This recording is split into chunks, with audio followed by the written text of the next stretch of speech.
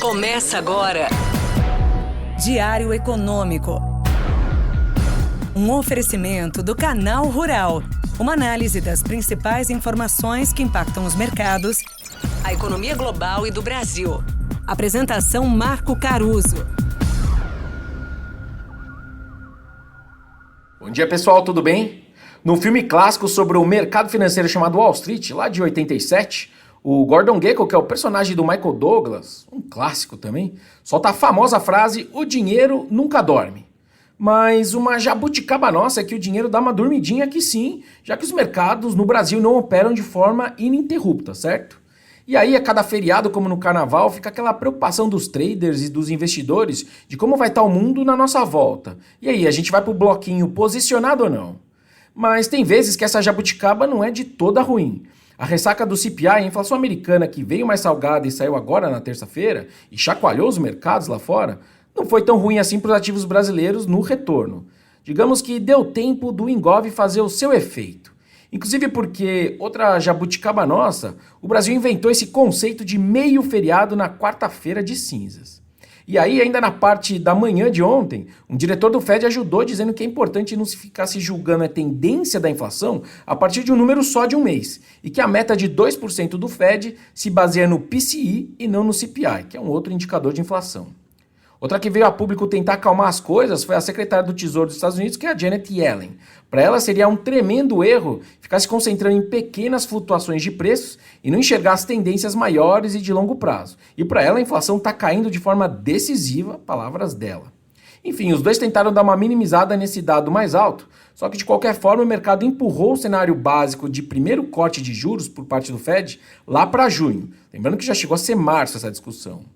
Um argumento para o nosso câmbio e para a nossa curva pré-fixada não terem performado tão mal quanto o Ibovespa, que desvalorizou aí perto de 1%, pode ser essa ideia de que se o Fed atrasa esse primeiro corte de juros, o nosso Copom poderia reduzir o ritmo de cortes da Selic por uma queda de 0,25 por reunião.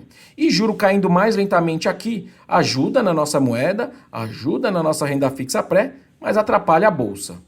Agora, de qualquer forma, uma soma de outras coisas pesaram contra o nosso índice, contra o Ibovespa aqui. Uma delas foi a decisão do MSCI de permitir que as empresas brasileiras que são listadas lá fora sejam também elegíveis para os índices MSCI Brasil. Para quem não conhece, a MSCI é uma gigante mundial de índices de mercado e que serve muitas vezes de referência para fundos passivos que são enormes, com bastante ativos sob gestão.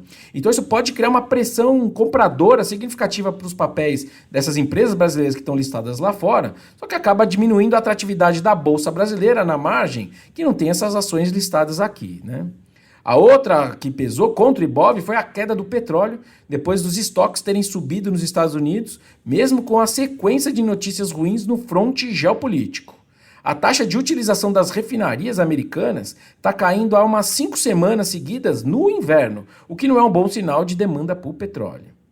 Dito isso, também é importante a gente perceber que a bolsa americana precisou só de 24 horas para apagar esse susto do CPI. Então o apetite a risco segue lá, tá on. O Bitcoin também cruzou $50 mil essa semana, mais que o dobro do preço de um ano para trás, né? E bateu sua máxima desde 2021, mesmo depois daquele lançamento frustrante dos ETFs da cripto. No caso do SP500, tem sempre também o argumento de que a bolsa ela não desgosta de inflação alta, desde que não descambe para juros muito mais altos.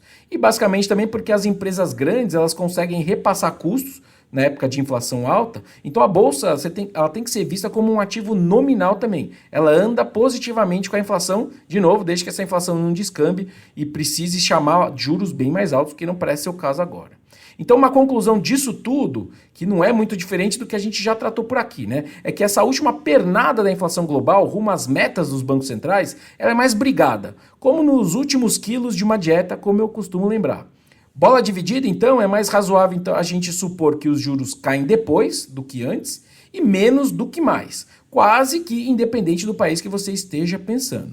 Mas, de qualquer forma, tem que também ter em mente que o viés do juro curto global é para baixo e não mais para cima, o que sempre vai fazer alguém se coçar para comprar ativos de riscos que caírem demais.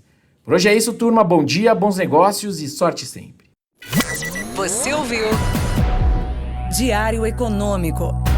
Um oferecimento do Canal Rural. uma análise das principais informações que impactam os mercados, a economia global e do Brasil. De segunda a sexta, às 6 da manhã, no Spotify e YouTube.